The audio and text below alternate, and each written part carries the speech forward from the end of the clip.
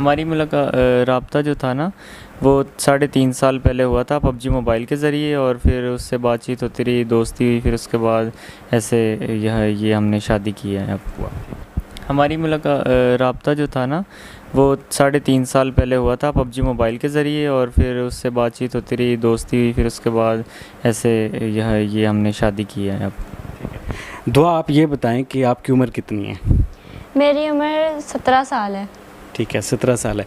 अभी आपके वालिदैन के साथ अदालत में मुलाकात भी हुई। उस मुलाकात की कहानी ज़रा बताएं अपने देखने वालों को। उस मुलाकात में उन्होंने यही कहा कि तुम जज को जाकर कह दो कि तुम हमारे साथ जाना चाहती हो। तो मैंने उनसे कहा कि आप सुलह कर लें, तो उन्होंने कहा हम सुलह नहीं करेंगे, तुम बस उनको कहो कि मैं उनके साथ जाना चाहती हूँ। तो मैंने इस बात से इनकार कर दिया, और मैंने ऐसी कोई बात नहीं की कि मैं उनके साथ जाना चाहती हूँ। मैंने ऐसा कुछ भी नहीं कहा। आपने लव मैरिज किया ज़हीर के साथ? जी। ये मोहब्बत है? सच्ची मोहब्बत? जी। कितनी सच्ची है? बहुत ज़्यादा। ज़हीर की ऐसी कौन सी बात थी जिसने आपको मजबूर किया कि आप ज़हीर के साथ ही शादी करेंगी? ज़हीर की सिंसेरिटी मुझे बहुत अच्छी लगी थी कि अगर ये दूसरे लड़कों की तरह होता, तो जब मैं आई थी तो इससे तो पता नहीं था, तो ये चाहता तो मुझे वापस भिजवा सकता था, तो इसने ऐसा बिल्कुल नहीं किया, और बिना इसने टाइम वेस्ट किए जो है इसने मेरे साथ निकाह किया, और मुझे शुरू से एक्सेप्ट किया, और मेरे साथ खड़ा है आज तक। क्या बात है, इस वफा के लिए क्या बात है। अच्छा, कराची से लाहौर एक मूवी बनी थी, पता नहीं हिट हुई थी या नहीं, लेकिन ये वाली मूवी जो है ये सुपर हिट हो गई है। हर कोई इसकी ट्रेलर देख चुका है, लेकिन अभी पिक्चर बाकी है। तो मैं ये जानना चाहता हूँ कि कराची से लाहौर का सफ़र कैसा रहा? अच्छा भी था और नहीं भी। मतलब क्या किन मुश्किलात का सामना था और अच्छा कैसे रहा था? सब मैं अकेली थी, तो फर्स्ट टाइम मैंने इतना दूर सफ़र किया तो थोड़ा डर भी लग रहा था, लेकिन मैंने कहा कि मैंने बस ज़हीर के पास जाना है। ख़तरों की खिलाड़ी हैं आप। तो जब ज़हीर के पास पहुंची तो ज़हीर को आपने पहले बताया हुआ था कि मैं आपके पास आ रही हूँ? नहीं, इसको तो पता ही नहीं था बिल्कुल भी। मैंने तो पंजाब यूनिवर्सिटी में जाके इसका फ़ोन नंबर याद था, मेरे पास तो मेरे टैब में सिम वगैरह भी नहीं थी, तो स्टूडेंट बैठी हुई थी वहाँ पे, तो मैंने उनसे रिक्वेस्ट की कि मुझे कॉल करने दें, तो फिर उन्होंने मुझे कॉल करने दी, फिर ये वहाँ पे आया। ठीक है ज़हीर, जब आपको पता चला कि दुआ ज़हरा कराची से लाहौर मेरे लिए पहुँच गई है, और आपकी मोहब्बत मतलब अपनी मोहब्बत का तो इज़हार कर दिया ना लड़की ने कराची से आकर, अब गेम सारी आप पर थी, आपका क्या रिस्पॉन्स था? जब ये आई थी तो मुझे ऐसा कोई आइडिया नहीं था कोई कि ये इस तरीके से आ जाएगी, पर जब ये इतना यकीन करके मुझ पे इतनी दूर से आ गई थी, तो फिर मैंने भी सोचा कि मैं इसका मेरा फ़र्ज़ था कि मैं इससे निकाह करूं और इसके साथ हमेशा खड़ा हूं अब इंशाल्लाह, जब तक ज़िंदगी है इंशाल्लाह। जब दुआ आई, यूनिवर्सिटी में मुलाकात हुई, तो दिल ने कहा तो होगा कि यार लड़की की मोहब्बत जीत गई है?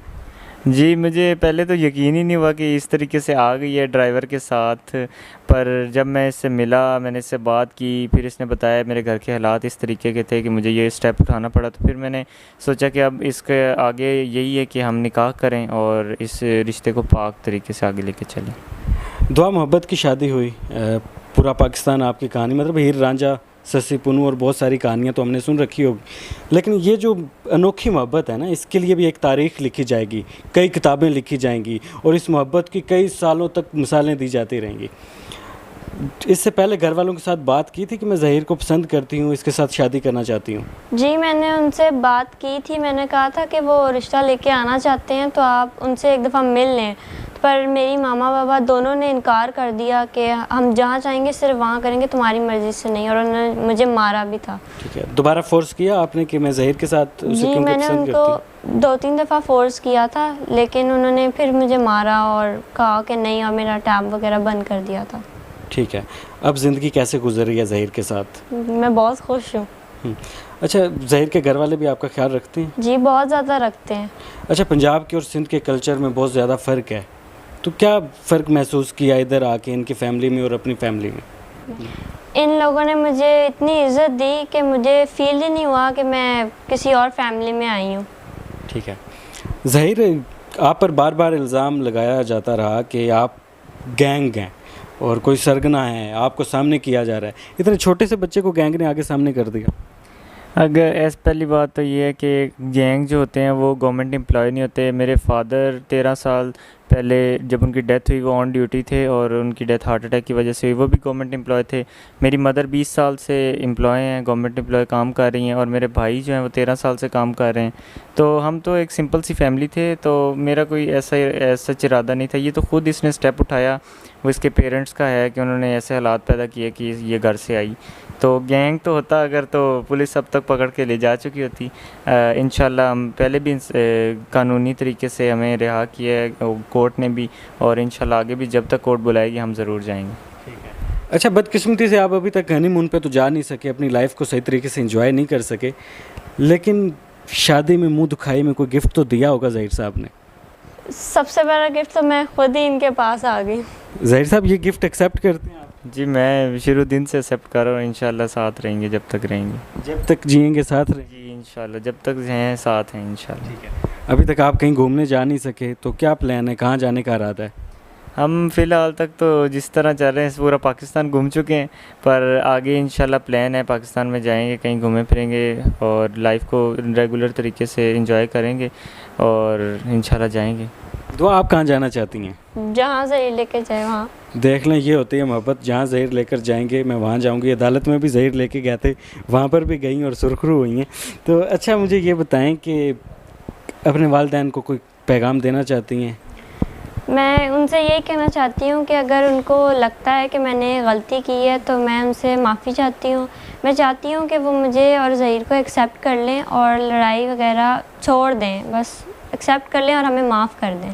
चलें जी, ये बहुत बड़ी बात इन्होंने की कि अपने वालिदैन, अगर इन्होंने कहा है कि मैं दिल दुखाया है तो मैं उसकी माफ़ी चाहती हूँ। ज़हीर मेरी इज़्ज़त है, मैं इसके साथ रहना चाहती हूँ। बहुत बड़ी बात है, एक लड़की खुद अपने मुँह से ये बयान दे रही है।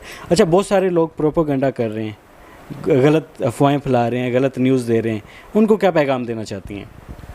मैं उनसे ये कहना चाहती हूँ कि जो गलत आंटियाँ और यूट्यूबर जो कह रहे हैं मेरे बारे में, पहले तो वो प्रूव करें। उनके घर में भी माँ बहनें हैं तो वो इस बात को प्रूव करें। मैं आपके सामने बैठी हुई हूँ और खुश हूँ। ज़हीर आप क्या पैगाम देना चाहते हैं? मैं यही पैगाम देना चाहता हूँ कि जो है हमने इस्लामी तरीके से निकाह किया है, कोई गुनाह नहीं किया और हमें रेगुलर तरीके से ज़िंदगी गुजारने का हक़ है और हमें ज़िंदगी गुजारने दी जाए। दुआ ज़रा ये बताएं कि इन फ्यूचर अगर आपको अपने वालिदैन के घर जाना पड़ता है तो जाएंगी? जी मैं ज़हीर के साथ जाऊँगी। ज़हीर के साथ जाएंगी? जी। ज़हीर अच्छे लगते हैं? जी। ज़बरदस्ती तो नहीं है ना कोई? नहीं। चलें जी, वो कह रही है मैं ज़हीर के साथ जाऊंगी। और हमारे माशरे को भी मेरी तरफ से ये पैगाम है कि देखें, निकाह बड़ा खूबसूरत रिश्ता होता है और निकाह में एक पावर होती है, ये अल्लाह ताला की तरफ से है। अल्लाह ताला के प्यारे हबीब मोहम्मद मुस्तफ़ा सल्लल्लाहु अलैहि वसल्लम ने भी अपनी बेटियों का जब निकाह किया था तो उनकी मर्ज़ी पूछ कर किया था और ये सुन्नत रसूल भी है।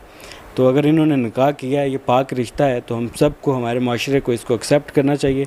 लेकिन मैं बाकी बच्चों को ये मैसेज भी देना चाहता हूँ कि कोशिश करें कि आप अपने वालिदैन की रज़ामंदी से हर काम करें और इनका जो निकाह है वो सुन्नत है, इसको हमें एक्सेप्ट करना चाहिए और इनके निकाह को, इनके रिश्ते को इज़्ज़त देनी चाहिए।